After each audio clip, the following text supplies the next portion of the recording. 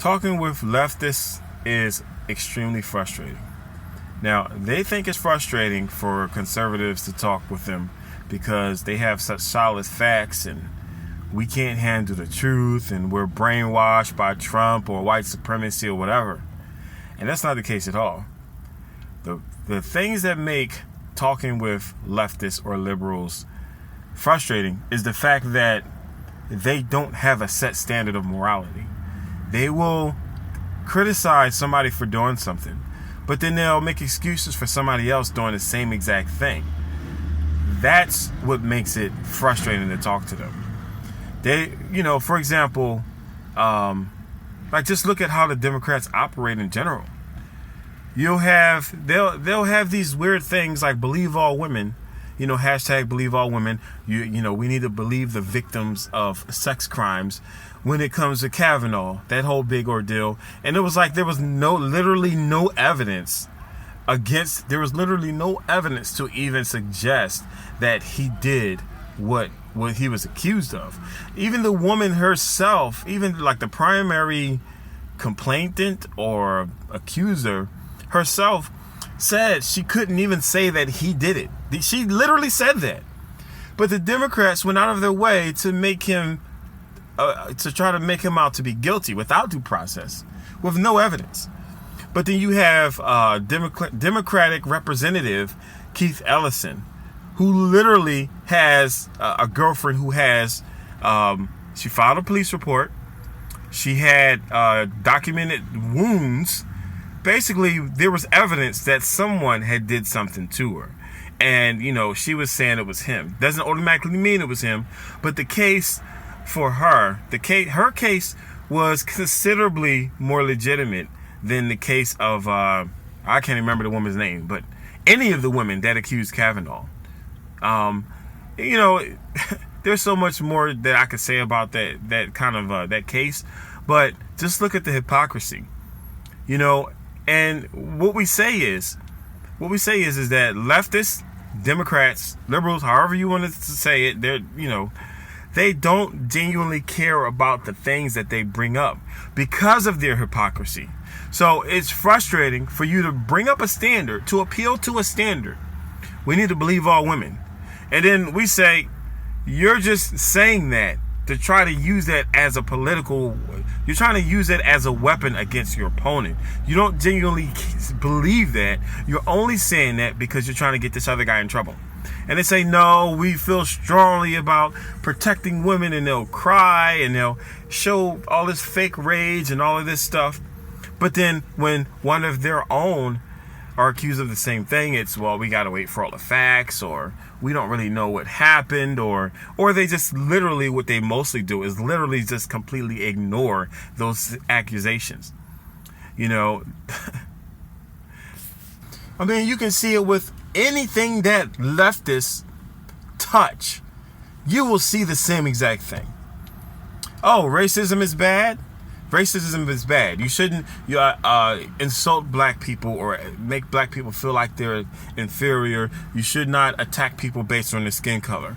But yet you have black people that will say all kind of stuff about white people.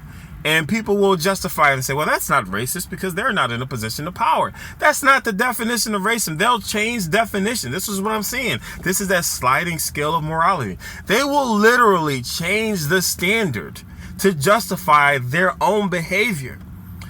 That's why talking with leftists is frustrating. Talking with leftists is frustrating because they do not have the mental capacity to deal with people and situations individually. No, anything that happened must be part of a bigger narrative. Anything that happens bad to a black person, it must be exactly what happens to every black person everywhere. You will hear people say that. When that woman, was it last year? When that woman was pulled over by a state trooper, and then she went Facebook Live right after that she was pulled over, she literally said, this is what we all go through. And this is, it's like, on one hand, leftists will say, don't put all black people in a group. Don't put all Muslims in a group. Hashtag not all Muslims. Not all blacks. Not all Mexicans or whatever. But when it comes to making them a victim, they literally do just that. They literally go out of their way to say hashtag all blacks, hashtag all Muslims, hashtag all Mexicans. It's like there is no heart. There is no sense of fairness or justice or any kind of equality. There's no equality there. There's no equality when it comes to standards. And that's what makes talking with leftists incredibly frustrating. Like, not only do they go out of their way to make people all the same as victims, like to lump people into victim groups, they try their best to lump people in groups of hate groups. So, like, even though Ben Shapiro is literally Jewish, people will call him a Nazi. They'll call him a white supremacist. He's Jewish. He's not even European. He's Jewish. He's a Jewish dude, and you calling a Jewish person a Nazi. Milo Yiannopoulos, they do the same thing with him. He's literally a Jewish person, and they call him a white supremacist alt-right person. So the leftists love these buzzwords that ultimately don't have any definition because they use them for everything. You know, if you disagree with a leftist on a position regarding race, they automatically call you alt-right. They automatically call you racist or a Nazi. It's not like, oh, this is just a person who genuinely disagrees with me, who genuinely has different views than me. No, if you disagree with a leftist, you're automatically promoting white supremacy. You're automatically a racist. And they use that as a method. Not only do they use that just simply to shut down conversation with you, they try to make you feel guilty. They try to guilt you into abandoning your position. They try to appeal to emotional things. Like, you know, oh, you're an Uncle Tom. That means you support, you're a black person who supports white supremacy. What they're trying to do is they're trying to get an emotional rise out of you so that you feel that you need to abandon your position or to soften what you're saying. It's an emotional manipulation tactic, and it don't work on people like me who actually know how to use their brain.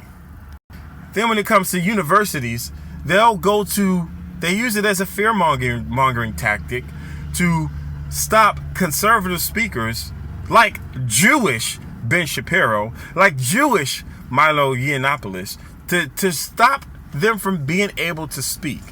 So when it comes to the NFL protests, when it comes to anything regarding victimhood, it's free speech. I got free speech. I'm exercising my right as an American.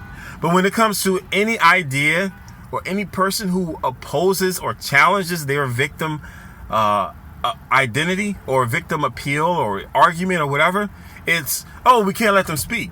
They're alt-right. We can't let them speak. Leftists are manipulative, and the part of the proof that their arguments are not based on logic is that they can't stand to have their ideas challenged or just analyzed, not even challenged, but just critiqued. They can't handle it because it's not based on logic, it's based on emotion. So they'll go out of the way to lump the people that they're going against, whether it's a debate, whether it's a news article, whatever. They'll go out of their way to lump people, and they use buzzwords. They do everything with buzzwords. Alt-right, feminist, alt-right, women's right to choose. They always use buzzwords that don't actually deal with the specifics of what you're talking about. For example, like undocumented workers or women's right to choose, or those phrases literally mean nothing. Comprehensive immigration, they literally mean nothing. 10 people can say those phrases alt-right. 10 people can use those phrases and have 10 different meanings for it. They don't mean anything, but they know that people generally have negative connotations to certain things and positive connotations to certain things. So they intentionally use those. It's just a form of using language to be manipulative, to be subtly manipulative. Like somebody that doesn't know anything about Ben Shapiro, but they have the school unions or whatever, or student groups. You have 4 different student groups that come up to someone and say, hey, there's an alt-right white supremacist trying to speak here next week. You should stop this.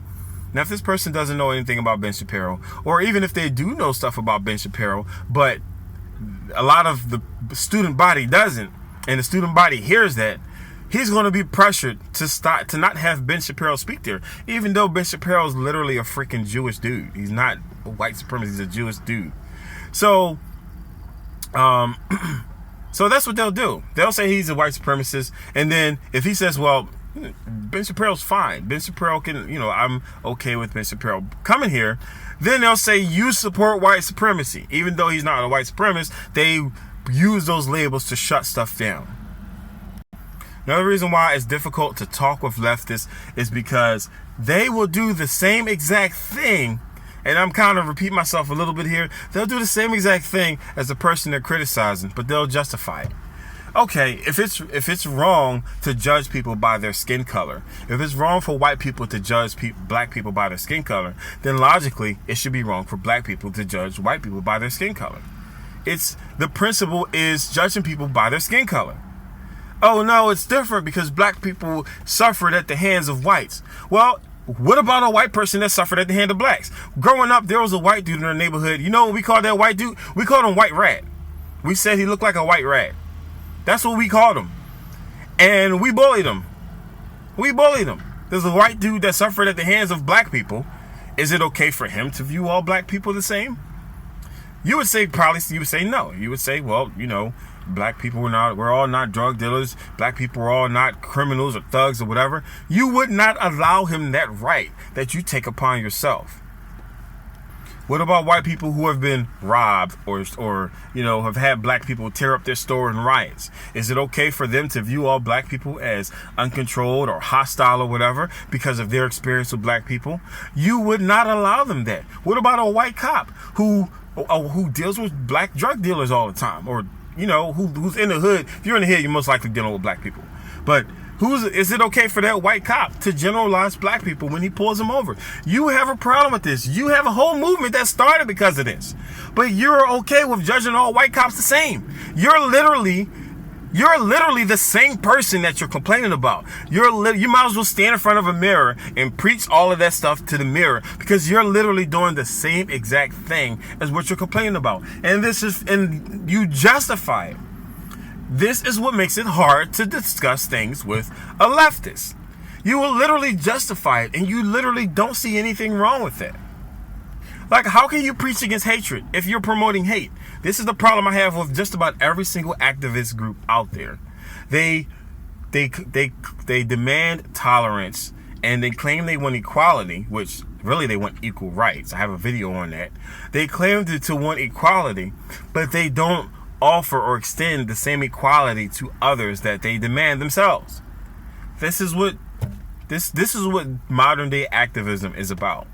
See, that's not what the civil rights movement was about. That's real activism, genuine activism. It was like, these laws are on the books that are blatantly affecting us because they blatantly target us. We want them gone. The civil rights movement was about, we want to be left alone. Leave us alone.